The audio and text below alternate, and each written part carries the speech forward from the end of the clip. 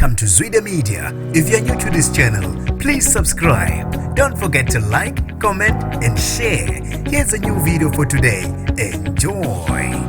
Kuvalwe amehlo abebefundela ukushayela ngesikhathi bedala Isphihli sengozi eVerele. Nginibingelele ngiphinde nginamukele kupina kuphi elandibela khona le video. Mangoqala isijonela lelikhasi wamukelekele igama lami ngosibonga konke wakandwana mothanda ungangibiza intatheli ka YouTube. Basinde kokubi abebefundela ukushayela bedala Isphihli sengozi emgwaqeni uM27 ngaphandle kwesikhungo sokufundela ukushayela eVerele namuhle ekseni. Abophiko le Reaction Unit South Africa bafike endaweni yesigameko bafica izimoto ezimbili ezohlobo leToyota Tezi zishayisene zalimala kabo. Kubika ukuthi abashayeli bazo abebefundela ukushayela akekho noyedwa olimele namanje akazi ukuthi ngabe kube yini imbangela yengozi. Abantu ezinkundleni zokuxhumana basale behlukane phakathi ngalolu daba. Umonde enokuthi kubukeka sengathi ubegijima lo oshayise omunye. Usitokozwana uthe ayi uthi uyadlula nje uvele uzishayise la.